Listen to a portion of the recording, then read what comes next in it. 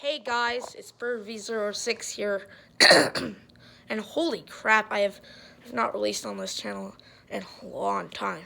Anyways, I'm back from hiatus, and today we'll be looking at my video game controller collection. My controller collection. It's a collection of controllers. Kind of obvious. I've got retro ones as well as freaking... Oh, that my Atari 2600. In case I forget to say this later, it's actually from a hardware emulator, so it's not actually an original one. It's just one that is basically the same but created way later. I don't know. So how should we start? Here's my controller collection. Like you can see that there's a lot of there's a lot of controllers. You got DualShocks. There's an Xbox controller here that I still have, even though I sold my Xbox 360 for a Wii when I was like a little kid. Well, I mean, my parents did it. And it's probably worth it. The Wii is I really like the Wii. But anyways. So let's start with the oldest one. Atari 2600. As I said, this isn't a real one, but it's basically the same thing as the original. Same size and everything. See, I can't really show it what it's like because you can't really play it with one hand. It's really big. It's really freaking big. Like, look at this. It's just a joystick and button. This looks really weird until you remember that's like 1976. So, yeah, they haven't really worked out what controller should look like back then, eh? So then I've got an NES controller. This is an actual real NES controller, by the way, for my actual real NES. Check it out. It's an NES. NES. So anyways, see, they've got the D-pad. It's probably, I think it's the first ever time there was a D-pad on a controller, if I remember correctly. Also got two buttons. The NES controller was revolutionary because there's this long period, dark age of controller technology where they keep making these weird controllers with a numpad. So awkward to control video games. They're all so crappy controllers all those times. It was like a fad or whatever. It was one of the contributors to the dark age of video gaming in 1983 to 1982 to 1984. Anyways, the NES basically snapped it out of it. Like, so you got two buttons as well as a start and select. You just basically to freaking like start. You mainly use the pause button, and select isn't used that often, I don't think. And here we have another NES controller, the NES Advantage, a special controller only rich people can have. By the way, if you're wondering, I got this NES from my dad. My dad had it when he was a kid, and it was shipped over here. Also, I can't show you played any games on the NES because the NES, it's broken, it doesn't work. But this controller still exists, so that's cool. Well, I mean, I got to play once, but it was all really glitchy and it crashed after a while. And it took a lot of fucking setup. So anyways, you see, we can select between players, so you don't have to just plug it into a certain port for each player. You can just actively switch between. It's cool. Got select start, and you can also slow the game down. See, this is basically like the controller that it's called the NES Advantage because it'll give you an advantage over your friends. Like, it's like pro gamer controller. It's like a cheat controller. It's a cheaty controller, but actually endorsed by the company that makes the games in console. See, you've got an actual joystick instead of a D-pad. Pretty cool joystick. Not a lot like the ones today. We've got turbo buttons, which means you can just, if you press it, you can toggle on and off just the equivalent of spam clicking the buttons. I'm not that good at smashing buttons. You can also set how fast they do it with these dials. And yeah, that's pretty much the NES Advantage. Moving on, we've got, what's the next one? This N64 controller. N64 controller is certainly a weird one. It's got its fans and It has flaws, but it also has some beauty behind it that some people don't see. You see, it's really got, like, it really pioneered the design of the joystick we often find today. Like, more close to the freaking controller. We also got, like, kind of, actually this 4-button system was pioneered on the SNES, which I don't have, but yeah. So there's 6 main buttons on here. Of course, there's a start button. They removed the select button because it's basically useless. Shoulder buttons. SNES also had shoulder buttons. SNES was pioneer. And you've got a little trigger at the back. This was new. This was new to consoles. It was, as you can see, you can hold it in 5 ways. I suggest holding it like this with one hand, so with the right hand, so you can access the buttons, and this hand, so you can manipulate the joystick. Start. Can't access all the buttons at one. Oh, and do the Z button. You can't access all the buttons at one time, but that's a sacrifice made to have such versatility in a controller. It's kind of a neat design, you know. Anyways, moving on. We've got 2 from the same console generation. We've got a DualShock 2 from my PlayStation 2 that doesn't work, and an Xbox controller. Let's go on the DualShock 2 first. It's really hard filming this without access to both hands. So you see, it's got 2 buttons. Though this was also on the.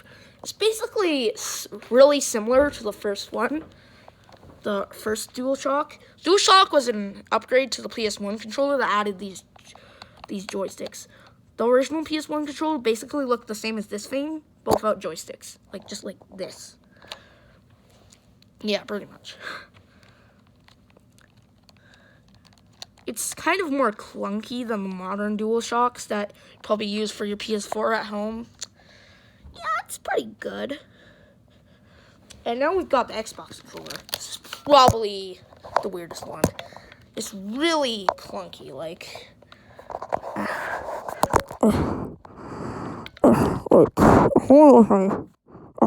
You can't see. That was trying to hold it with my mouth was probably not the best idea. Anyways, see, it looks a lot like the Xbox controllers today, but like bigger and more clunky. Oh, this is an Xbox 360, actually, I think. Oh, yeah, it is. Okay, I was completely wrong.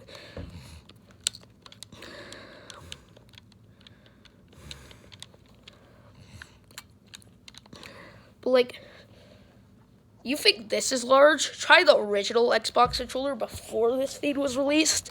It was, like, twice this thing's size and totally unusable. It was actually similar to, like, the Sega Saturn controller, which is one of the reasons why Sega Saturn didn't do so good.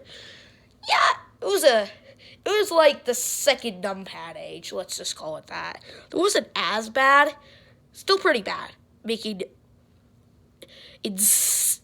extremely large controllers that basically are just way too uncomfortable to use. Yeah.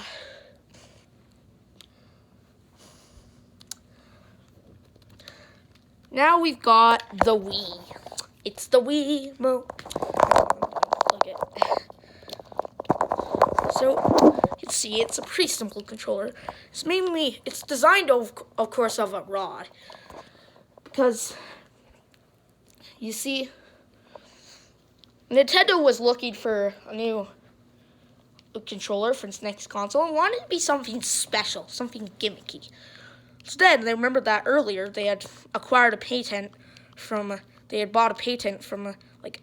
the rights to a patent for, the rights to use it in their products of, some guy of, a motion control thing that was originally made for military simulations, and they decided to use that.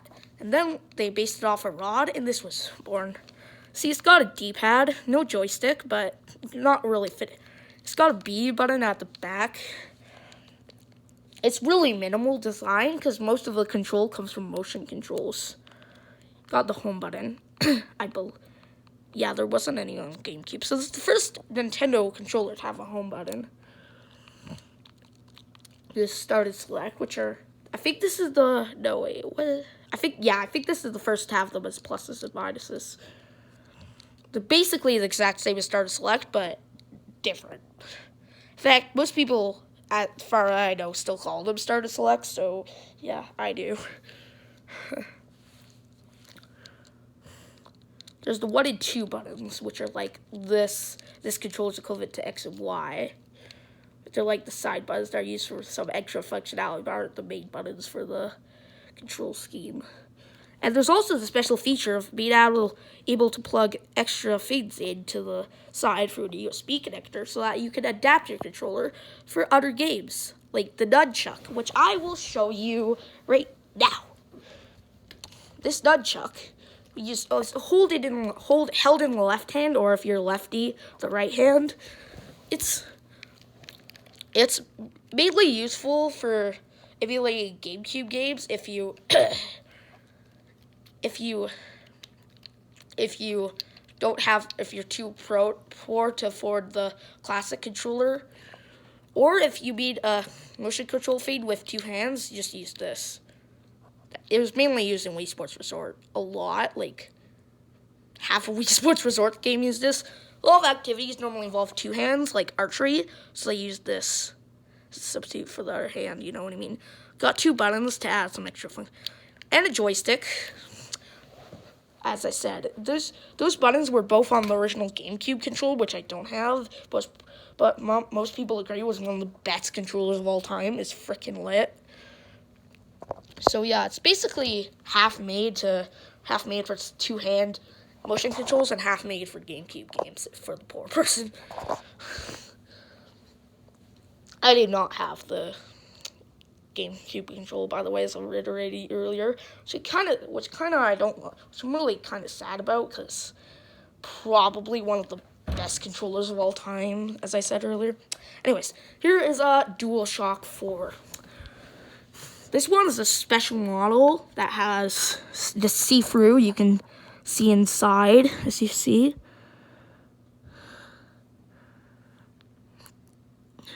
And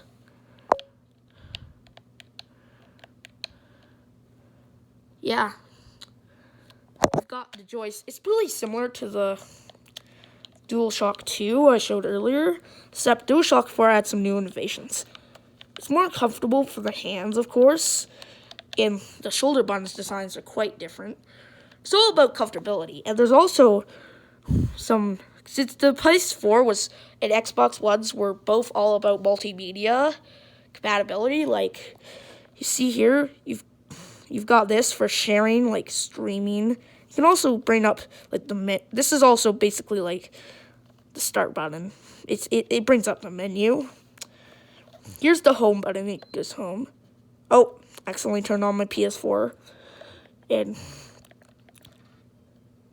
yeah, I accidentally turned on my PS4. And this, it's not really used much, but it's used in some games, like Subnautica, where it owns its inventory.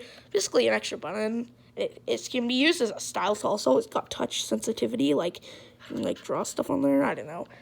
It's not used. That function's used even less though. So yeah, not the most useful addition, but welcome. Plus, it looks kind of cool. And here's the Wii U controller. A lot of people have never seen this before. And yes, I bought a Wii U. I remember I got it for Christmas in 2015. Only because I wanted to play Super Mario Maker. Though on practice, I almost always used it to play Splatoon and not Super Mario Maker. Though I use Super Mario Maker a lot too, Splatoon was used even more. Like, I love Splatoon. Great game. Which makes me wonder why I don't have Splatoon 2 for the Switch. By the way, I'm not including the Switch here because most of you have probably seen it and it's pretty familiar to you already. As you can see, it's pretty much the beta of the Switch controller. The Switch controller was, like the meme said, based off of it. It's just really gimmicky because of the screen thing. Like, the Switch was basically just the upgrade to the Wii U gamepad to make it more usable for like normal gameplay. Got the D-pad, got the joysticks. Like, it's basically the Switch controller. You move these up here, move this down here. You switch these around. You make it a bit smaller, make these things click off.